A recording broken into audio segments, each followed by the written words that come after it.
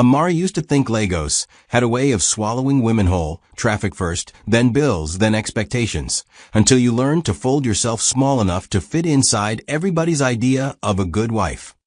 Their flat in Ogudu wasn't the biggest, but it looked like peace from the outside. Cream walls, framed wedding photos that smiled even when the people in them didn't, and a living room that always smelled faintly of air freshener and compromise. Tund loved that smell. He loved anything that made him look settled. He had a laugh that filled rooms and a handshake that made men call him my guy, before they even knew his middle name. He could pray loudly in church and whisper softly at home, and somehow make both sound like virtue. And if marriage was a stage, Tund performed like a man who knew the audience would clap no matter what. His mother, Madame Mornike, was the loudest clapper.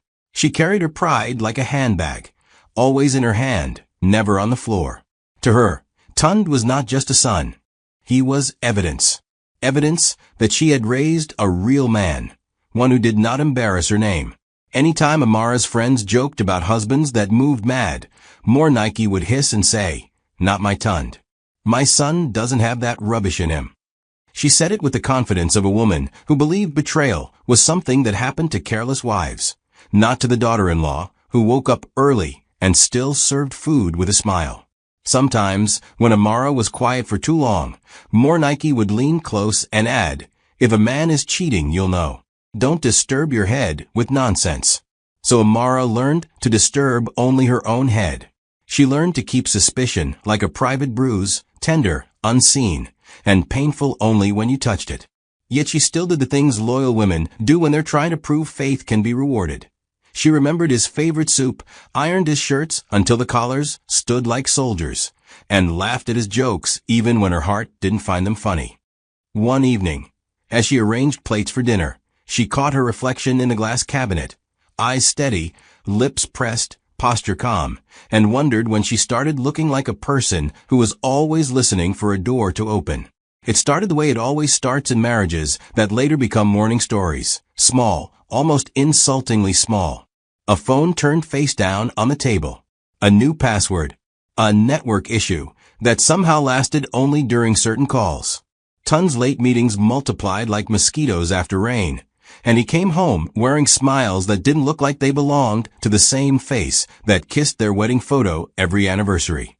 Amara would ask gentle questions, soft ones, the kind that leave room for truth to walk in politely, and Tund would answer with laughter, then irritation.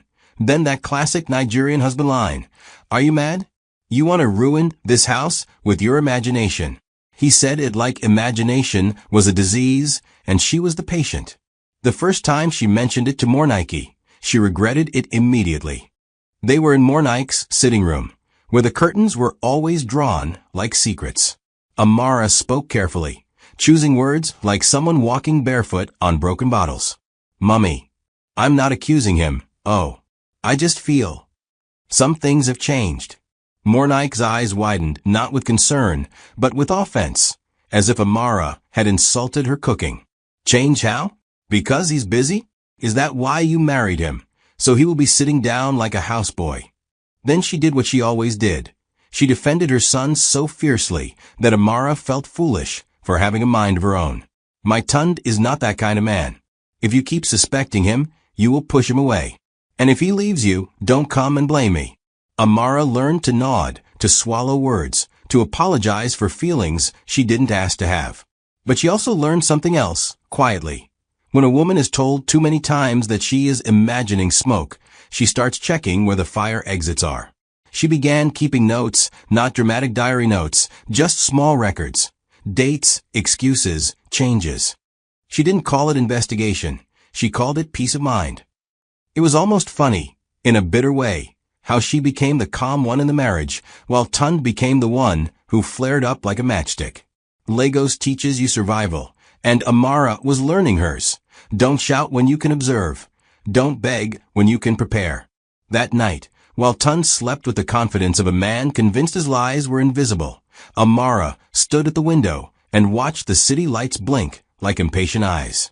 She thought of Mornike's certainty, "My son can never," and felt something settle inside her, not rage, not grief. Something quieter. A decision still forming, like dawn. If the truth ever comes, she whispered to herself, it won't come because I screamed. It will come because I opened the door. By the 8th year, their marriage had become a neat display shelf, well arranged for visitors, dusted for church, polished for family meetings. They smiled at weddings, danced at naming ceremonies, posed for pictures with that practiced closeness that fooled even cameras. Tund loved public love. He would hold Amara's hand in front of people like she was a prize, then drop it the moment the car door closed. He'd buy small gifts and announce them loudly, as if love required witnesses to be valid. Amara used to find it sweet. Now she found it theatrical. Sometimes she wondered if she was his wife or his press statement. More Nike helped keep the performance running. Whenever she visited, she walked around the house inspecting happiness like a quality control officer. She praised the curtains, tasted the soup, then praised her son. Always her son. Look at him, fresh, handsome, responsible. Some women are suffering, but you are lucky, she'd tell Amara, tapping her forehead. Hold your husband well. A good man is not common. Amara would smile, because smiling was easier than saying, Mummy, good men are common. It's honesty that is scarce. And Mornike's praise made Tund taller. You could see it. A man supported by blind belief walks like he cannot fall. Still, Amara kept noticing the gaps in the performance. The sudden trips, the private laughter while texting, the way he began to treat the house like a hotel, coming and going without explanation, demanding service without intimacy. Yet she remained outwardly gentle, even to herself. She cooked. She cleaned. She asked about his day the way a journalist asks questions they already know the answer to. Somewhere in that routine, she started building a second life, not a romantic one, not a secret lover story, no, a life of readiness. She scanned documents, saved receipts, organized her own small finances, and made sure she knew who to call if the day ever came when peace stopped being possible. And that day, when it arrived, did not come wearing thunder. It came wearing arrogance. On an evening when the air felt ordinary and the generator outside coughed like always, Amara plated dinner carefully, humming a hymn she didn't fully believe in anymore. The table looked inviting. Rice, stew, fried plantain arranged like it was trying to convince the world that love still lived here. She glanced at the clock. Tund was late again. But something about that lateness felt different, like the pause before someone clears their throat to say something life-changing. Amara wiped her hands, inhaled slowly, and whispered a quiet joke to herself. Maybe tonight, he will finally bring the truth home, since he likes bringing things. When Tund finally arrived, the first thing Amara noticed wasn't the sound of the key or his footsteps. It was the silence. A strange, deliberate silence, as if even the walls were holding their breath. He didn't call her name the way he used to, Amara, my love, with that oversweet tone that tasted like public relations. Instead, he walked in like a man entering his own courtroom, chin up, shoulders squared, carrying confidence the way some people carry perfume. Too much, too loud, impossible to ignore. Amara looked at his face and saw something she hadn't seen in a while, certainty. Not the warm certainty of love, but the cold certainty of someone ready to prove a point. Behind him, heels clicked. Amara's eyes flicked to the doorway and met a stranger's gaze, young, polished, dressed as if she had stepped out of an Instagram caption. The girl's lips were glossy, her posture bold, her smile tight with nerves pretending to be pride. Amara felt her stomach dip, not from surprise, because some truths have been announcing themselves for years, but from the audacity of location. In my house? In the space where her slippers sat by the couch, where her laundry dried on the balcony, where she had prayed and cried and laughed quietly when nobody was watching. Tund didn't introduce the girl immediately. He took his time, like a man enjoying suspense. He removed his shoes slowly. He loosened his tie. He looked at Amara the way someone looks at a door they plan to slam. And then he moved to the stranger and wrapped an arm around her waist, pulling her close. The hug was not affection, it was demonstration. The kiss he placed on her cheek was not romance, it was rebellion. He watched Amara's face like he was waiting for a reaction he could mock later. You could almost hear the thought in his eyes. Cry for me. Beg. Prove you are weak. Amara didn't cry. She didn't beg. She stared at him, then at the girl, then at the food on the table, still steaming, still innocent. And something almost humorous rose in her chest. The absurdity of men who think disrespect is bravery. She felt the calm arrive, the kind of calm that scares people because it means a decision has already been made. Somewhere in her mind, Mornike's voice echoed, "My son can never," and Amara almost laughed. Not because it was funny, but because it was tragic how certainty can make people blind. "This is Zara," Tund finally said, voice smooth, as if he was introducing a colleague, not an insult. "She's part of my life now." He said it like a declaration of status, like he had won something. Zara lifted her chin, but her eyes kept darting around the room, scanning Amara's face for danger, for tears, for shouting, anything that would make her feel like she had arrived. Tund held her tighter, not to comfort her, but to show ownership. And in that moment, he looked proud of himself, proud in the way some people are proud of being wicked, mistaking cruelty for power. Amara studied them quietly. She noticed details that told her more than their words. Zara's grip on her handbag, knuckles pale. The way her feet angled toward the door, like a person ready to run. Tund's jaw set too tight, as if he had rehearsed this scene in his head and was determined to perform it perfectly. She also noticed how the house itself felt different, like a home that had become a battleground without warning. The food on the table suddenly looked like an extra in the wrong movie.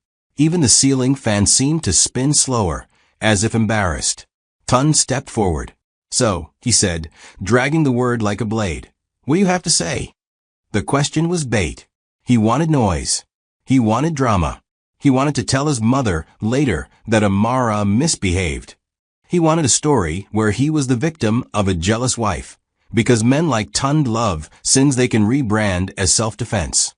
Zara's lips curved, not fully smiling, but hopeful that Amara would disgrace herself and make the betrayal feel justified. Amara surprised them both by smiling. Not a trembling smile, not a shocked smile. A calm smile, soft, measured, almost polite. It was the smile of someone who had finally stopped arguing with reality. She wiped her hands slowly on a kitchen towel, like she had all the time in the world, and turned away from them.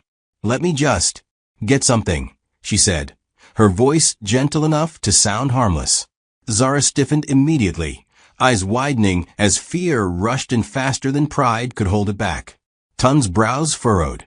He took a step as if to follow her, but pride held him back because he wanted to believe he was still in control.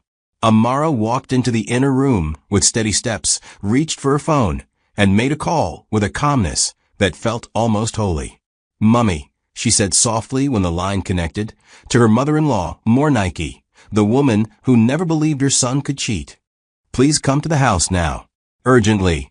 Then she ended the call, turned around, and walked back toward the living room, still smiling, while the house sat in suspense, waiting for the next knock, the next scream, the next truth to enter. Zara's imagination ran faster than her courage. As soon as Amara disappeared into the inner room, silence dropped like a warning bell, and in that silence, fear began to invent its own stories. Zara's eyes followed the doorway Amara had used, her grip tightening around her handbag strap until it dug into her palm. She had imagined drama, yes, but not this kind of calm. Calm was unpredictable. Calm meant calculation, and the way Amara had smiled, the way she had walked without rushing, made Zara's chest tighten with the sudden certainty that she was standing in the wrong house, in front of the wrong woman, at the worst possible time. She leaned toward Tund and whispered urgently, her voice shaking despite the bravado she tried to wear. "I don't like this." Why is she smiling like that? What if she's going to get something? The word something hung heavy between them. Tund scoffed, but it came out forced. "Don't be stupid," he said, though his eyes flicked briefly toward the inner room too. "She can't do anything. This is her usual drama." Yet even as he spoke, he felt it, that small, irritating pinch of doubt. Amara had never smiled like that before. She had cried, argued, gone quiet. But this was new. Zara didn't wait for reassurance. Fear doesn't ask permission, it obeys instinct. She took a step back, then another, eyes darting to the door like a lifeline.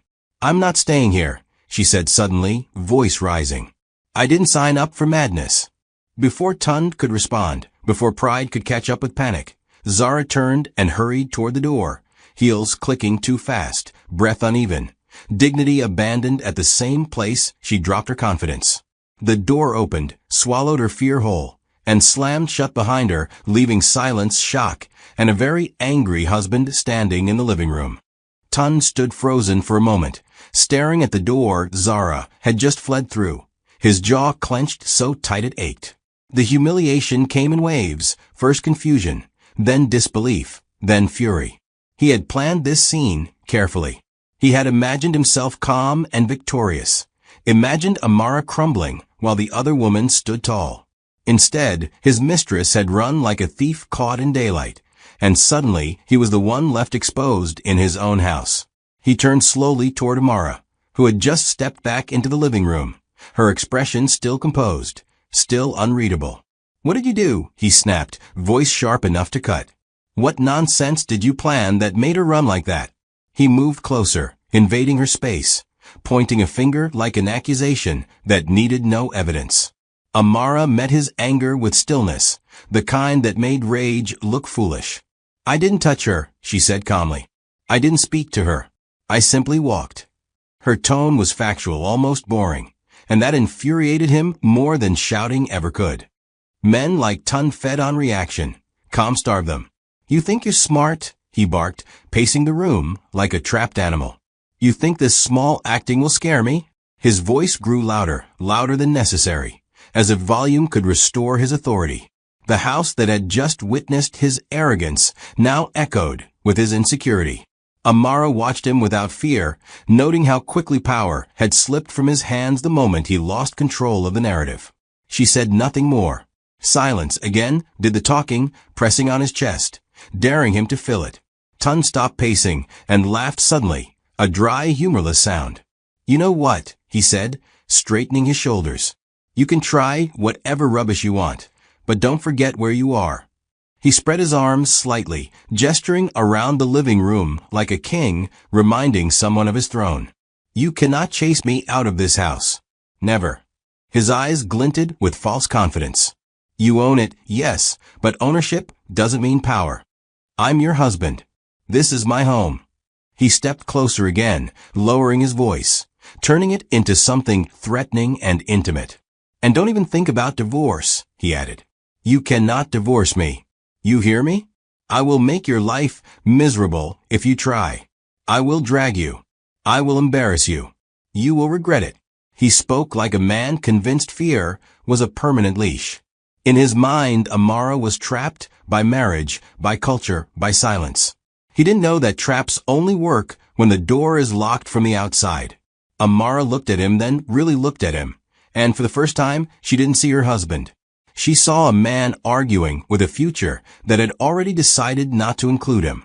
She nodded slowly, not in agreement, but in acknowledgement, as if she were taking notes. "If that's what you believe," she said quietly, "then keep believing it." Her calm unsettled him more than any insult could have. He mistook her composure for surrender, unaware that some people stop arguing only after they've won. The argument drained the room of warmth. Furniture seemed out of place, shadows stretched awkwardly, and the food on the table had gone cold, forgotten, irrelevant. Tund continued to mutter threats, each one weaker than the last, while Amara moved slowly around the house, opening windows, adjusting cushions, restoring order in small ways. It wasn't defiance, it was detachment.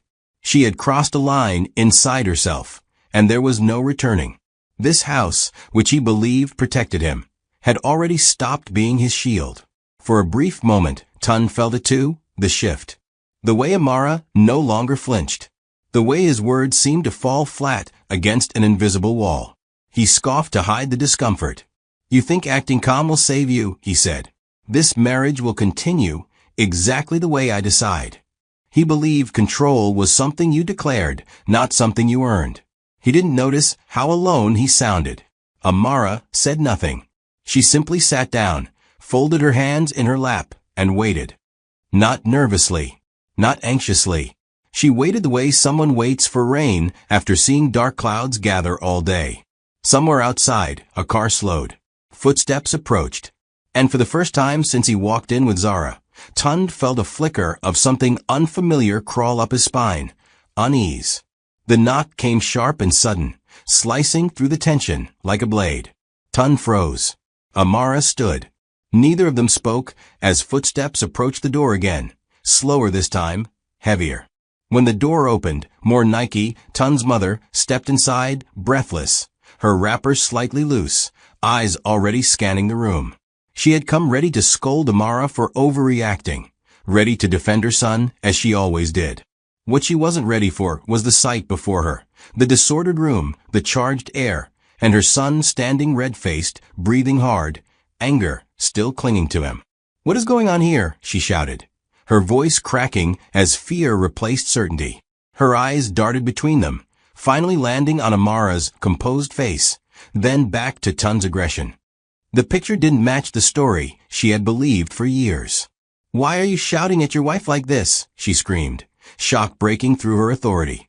Tund opened his mouth to speak, but for once, words failed him.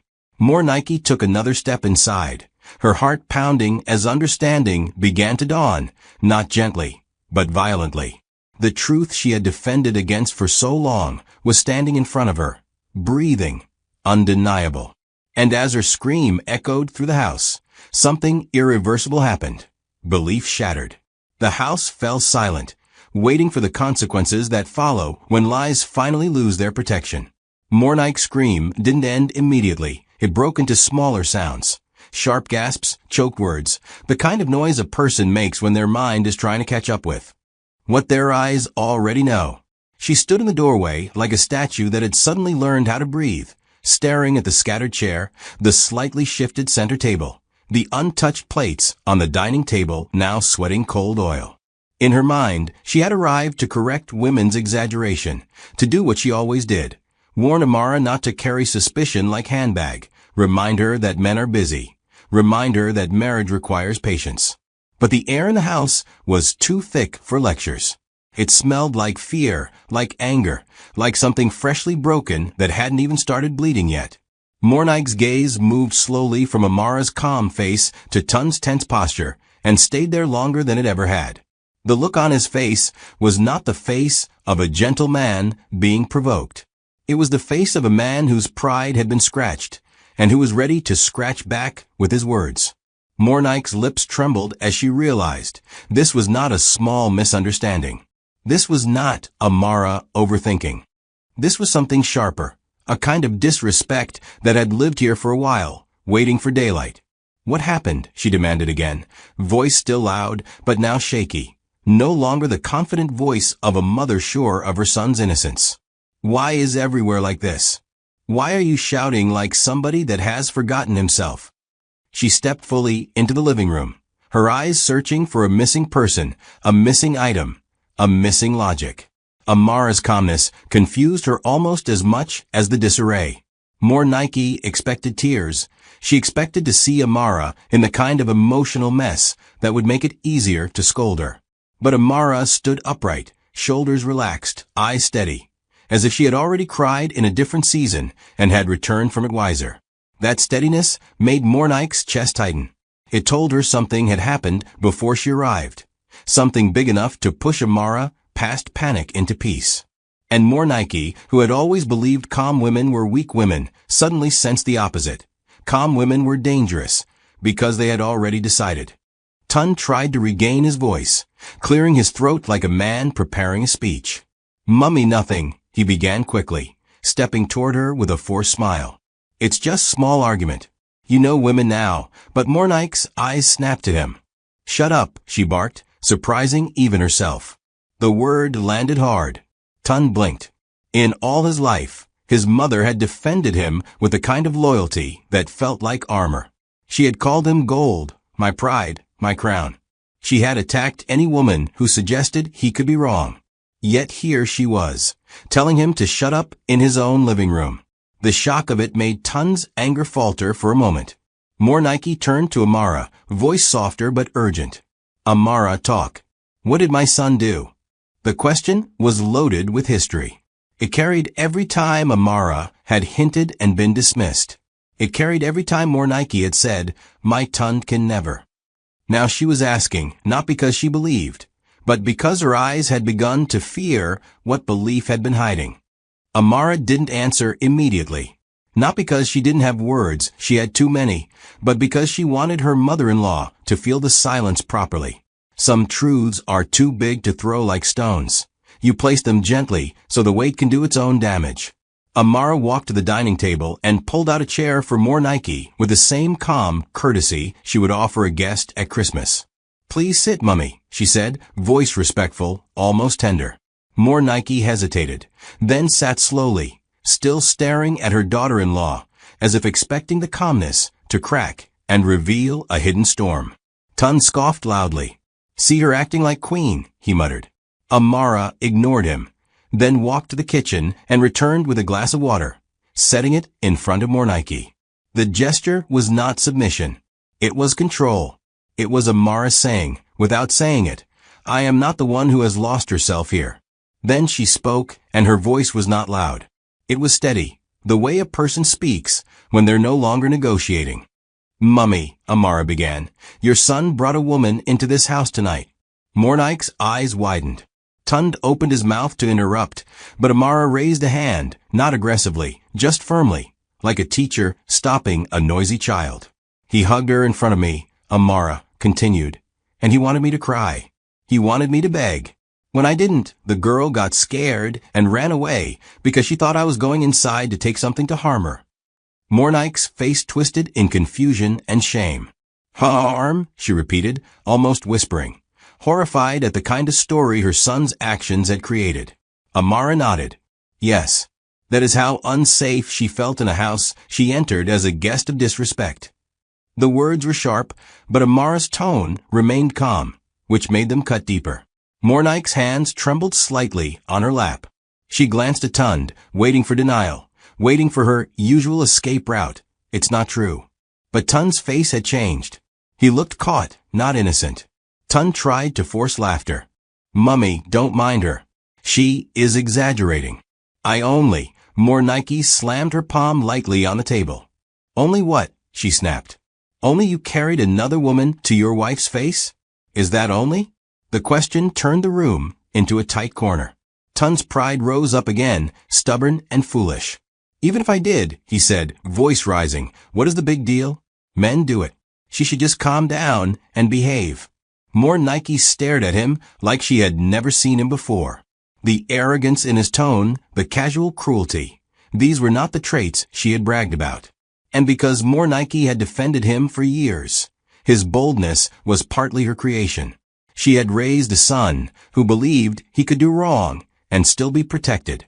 Now she was watching the monster of entitlement speak with her son's mouth, and the realization began to taste bitter in her throat. Tund, sensing his mother's hesitation, decided to do what men like him always do when they feel control slipping. He doubled down on intimidation. He stepped forward, pointing toward the wall, as if it was a courtroom, and he was the judge. "Mummy, listen," he said, voice loud. "This thing is simple. She cannot do anything. She cannot chase me out of this house." He slapped his chest once, dramatic, as if he was swearing an oath that the sky itself would enforce. "This house is in her name, yes. She paid for it, yes. Everybody knows. But does that mean she can send me away? Never." He turned to Amara and sneered. "You hear me? You can own it from today till tomorrow. You cannot chase me. I will sit here. I will sleep here. I will eat here. If you like, bring police." His voice carried the confidence of a man who misunderstood the law and overestimated the power of noise. He believed marriage was a cage for women and a throne for men, regardless of who bought the throne. Then he added the second dagger, the one he believed would make Amara tremble. Divorce. "And don't even think of divorce," he hissed, leaning closer as if he wanted his threat to enter her bones. "You cannot divorce me. You are not the one that will disgrace me. If you try nonsense, I will scatter your name. I will make sure nobody respects you. I will drag you up and down. You will regret ever opening your mouth." He said it with the pride of a man who had never met consequences. Mornike's face tightened. She had heard men threaten their wives before in other homes, and she had always shaken her head and said, "That one is a wicked man." But now the wicked man was her son, standing in front of her, threatening the woman who had cooked and cleaned and endured in her house for 8 years. The shame hit Mornike so hard that her eyes stung. She looked at Amara, expecting fear. But Amara was still calm. Too calm. Amara didn't argue with him. She didn't shout. She didn't even insult him. She simply looked at him for a long moment, as if she was studying a person who didn't know his own ending. Then she nodded slowly. "If that is what you believe," she said quietly, "keep believing it." That sentence sounded harmless, but it was not. It was the kind of sentence people say when they have stopped trying to convince you, because your lesson will now come from life itself. Tun scoffed, mistaking her composure for defeat. He turned to his mother, ready to reclaim her support. "Mummy, tell her," he demanded. "Tell her she cannot be forming strong woman in this house." Mornike opened her mouth, and no sound came out.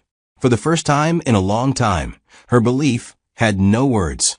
Her son was no longer the hero in her head. He was a man threatening his wife with disgrace, and Mornike could finally see the ugliness she had been covering with praise. Mornike stood up slowly, her knees stiff, her wrapper rustling like dry leaves. She looked older in that moment, not because age had moved faster, but because truth had arrived suddenly and pressed on her shoulders. "Tund," she said, voice low, almost pleading, "leave that tone." Tund rolled his eyes. "Mummy, don't start." Mornike's voice sharpened. "I said leave that tone." The room went quiet again. Tund stared at her, surprised by the firmness. Mornike took a step forward and looked him in the eye. "Is this how you talk to a woman? To your wife? In front of me?" Her voice broke slightly. "And you brought another woman to this house? This house?" She gestured around, as if the walls themselves should testify. "Have you no shame?" Tund tried to shrug it off, but his shoulders stiffened. He could feel something shifting. His mother's admiration, his constant backup, was cracking. Still, Tund tried to salvage it. "Mummy, you know women like to overreact," he said, softening his voice, attempting charm. "She is trying to make me look bad." Mornike laughed once, short and pained. "Make you look bad," she repeated. "My son. You are doing that yourself." The words fell like a slap, not loud, but powerful, because they came from the woman who never criticized him. Mornike turned to Amara, her eyes wet. "Amara," she said, voice shaking. "Why didn't you tell me it was this serious?" Amara's lips curved slightly, not a smile of mockery, but one of sad understanding. "I tried, Mummy," Amara said softly. "But you told me your son can never. So I stopped talking and started watching." Mornike swallowed hard. The sentence pierced her. Watching. Amara had been watching while Mornike had been defending. Watching while her son's confidence grew. Watching while the marriage quietly suffered. Mornike turned back to Tund, anger and regret mixing in her eyes. "You have disgraced yourself," she said. "And you have disgraced me." Tund's face hardened. "So now you will join her?" he snapped. Mornike lifted her hand, not to slap him, but to stop him. "I am not joining anybody," she said. "I am facing what I have refused to face." She glanced at the cold food on the table and shook her head slowly. "This girl cooked for you. She prepared your home. And you came in like a stranger, bringing shame like a gift." Her voice rose again, and tears slipped down her cheeks. "Ah, Tund." She cried, not screaming this time, but lamenting, like a woman mourning the son she thought she knew. Tund shifted uncomfortably, his pride battling the first real taste of shame. Amara waited until Mornike's breathing steadied. Then she spoke again, and this time her words carried the quiet force of final decisions. "Mummy," she said, "I didn't call you here to fight. I called you because you are his mother, and you deserve to see who he has become with your own eyes." She paused, letting that sink in. Tund scoffed. "See? She is dramatic." Amara ignored him and continued, "I also called you because he has been threatening me. He said I cannot chase him out, and I cannot divorce him." Mornike's eyes widened again and snapped toward her son. Threatening, she repeated, voice sharp. Tund lifted his chin. I only told her the truth. Amara nodded slowly. He thinks truth is what he says loudly. But truth is also what exists quietly behind the scenes.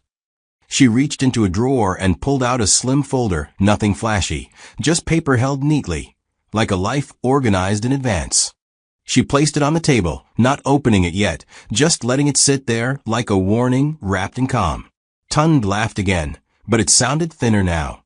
Papers, he mocked. Is that what you think will scare me? I said you cannot divorce me.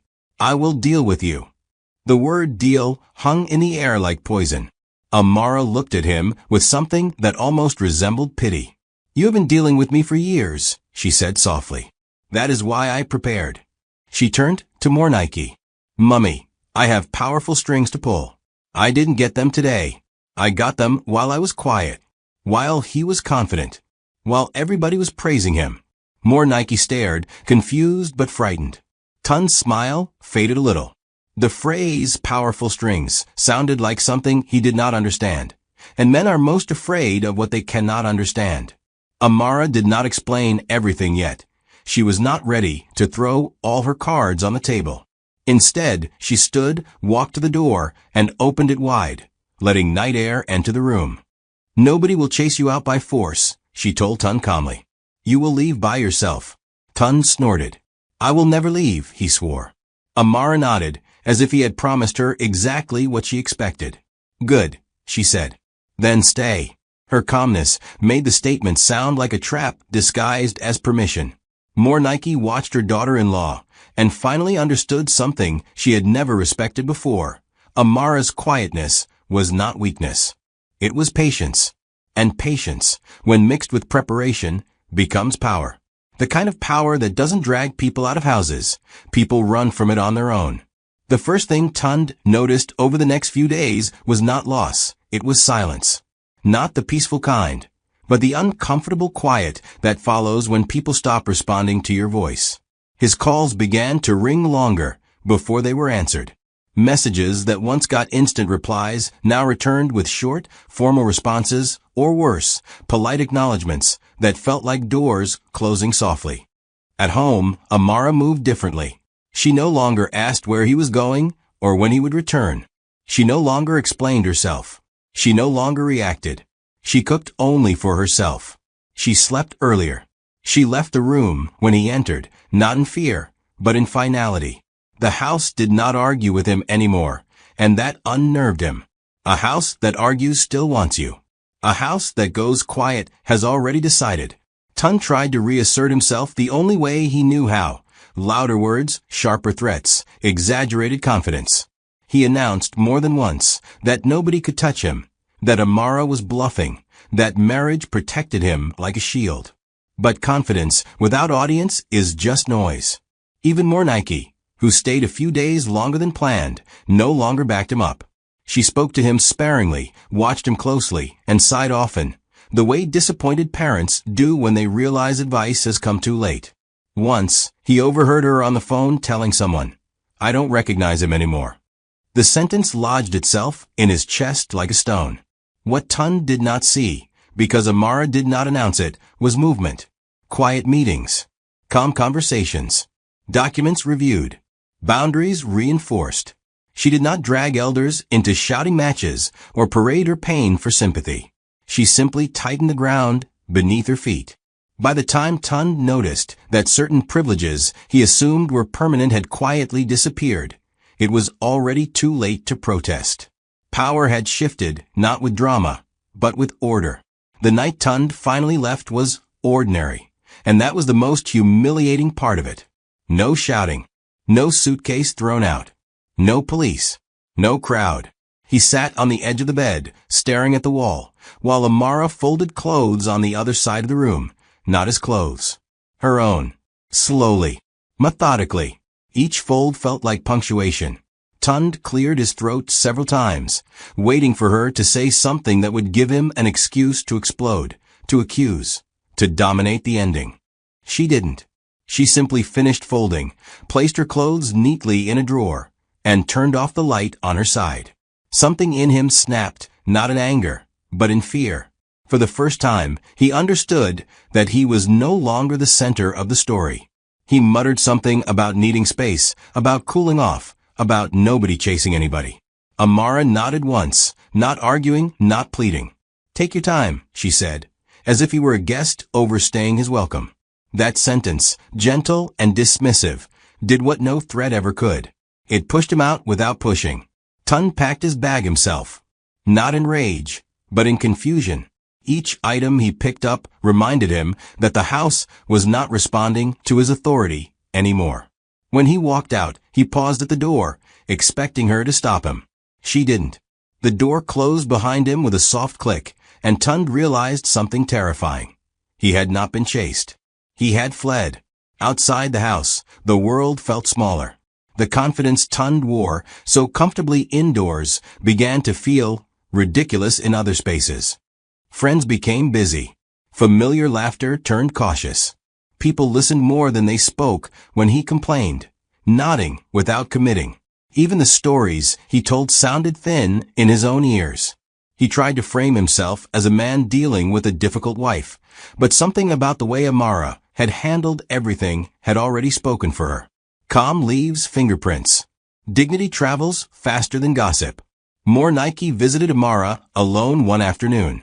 No lectures this time. Just tired eyes and a long sigh. "I was wrong," she said quietly, sitting where Tund once sprawled with entitlement. "I defended him too much." Amara didn't gloat. She didn't remind her of past dismissals. She simply poured tea and listened. Forgiveness, when it came, was not dramatic, it was clean. More Nike left lighter than she arrived, carrying the heavy understanding that loving a son does not mean protecting his wrongdoing. Meanwhile, Tund felt the consequences closing in, not with sirens, but with absence. Absence of control. Absence of protection. Absence of certainty. He began to miss the house not as a possession, but as a place where his voice once mattered. And that realization hurt more than losing Zara ever did. Tund did not ask for divorce the way men usually do. Loud, angry, dramatic, blaming everyone but themselves. He asked for it the way defeated men do, carefully, almost politely, as if afraid the request itself might be rejected. The message came late in the evening, neutral in tone, stripped of threats and pride. "Can we talk?" That was all. No accusations. No demands. When Amara read it, she didn't feel triumph. She felt confirmation. The kind that arrives when something you prepared for finally catches up with reality. She agreed to meet him, not because she owed him anything, but because closure deserved witnesses, especially the person who had once sworn it could never happen. When Tund arrived, he looked smaller. Not physically, but internally, as if the confidence that once filled rooms had leaked out slowly over weeks of unanswered calls and closed doors. He sat across from her without spreading himself out, without claiming space. His voice stayed low, careful, rehearsed, like someone walking on glass. He spoke about peace, about ending things properly, about how dragging things further would not help anybody. Every sentence avoided responsibility while quietly admitting defeat. The same man who once swore she could never divorce him now spoke as if divorce were his idea, his mercy. Amara listened without correcting him. She let him keep that illusion. Some people need dignity, even in surrender. Then he said it plainly. "I think we should separate legally." He did not look at her when he said it. The silence that followed stretched, heavy and deliberate. Amara studied him, not with anger, not with nostalgia, but with clarity. This was the man who had hugged another woman in front of her and dared her to cry. The man who threatened her, mocked her ownership, underestimated her silence. And now here he was, asking for the very thing he once used as a weapon. She felt no urge to punish him further. Life had already done the work. "Okay," she said. The word landed harder than any argument ever could. Tund looked up sharply, startled. No bargaining. No delay. No emotional display. Just agreement. In that moment, he understood the full weight of what he had lost, not the marriage, but control over the narrative. As he stood to leave, something broke through his caution. You planned this, he said quietly. It wasn't an accusation. It was a realization. Amara met his eyes steadily. No, she replied. I survived you. Planning came later. The house felt different after everything ended, not empty, not victorious, just honest. For the first time in years, Amara moved through the rooms without bracing herself. No listening for footsteps. No measuring her words. No preparing defenses.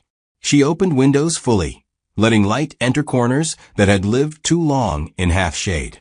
She rearranged furniture not to mark territory, but to reflect who she had become, someone who no longer needed to shrink to preserve peace.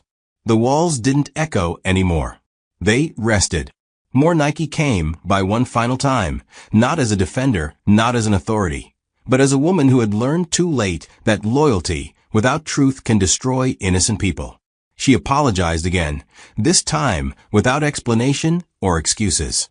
Amara accepted it quietly. Forgiveness didn't need ceremony. It needed acknowledgement. When More Nike left, she carried relief instead of guilt. And Amara understood something important. Justice doesn't always come with punishment. Sometimes it comes with understanding arriving where denial once lived. Later that evening, Amara stood alone in the living room, the same place where humiliation had been attempted, where threats had been spoken, where power had been misunderstood. She smiled, not for revenge, not for pride, but for release. She smiled because she had trusted herself when nobody else did. Because she had waited instead of reacting. Because she had prepared instead of panicking. Because the man who swore he could never be chased out had walked away on his own. Because the man who swore she could never divorce him had begged for it himself. Power had never raised its voice in that house. It had simply stayed still long enough for arrogance to collapse. And when everything finally settled, Amara didn't need applause.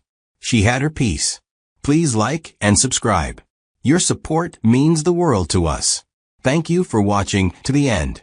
Don't forget to come back for the next amazing tale yet.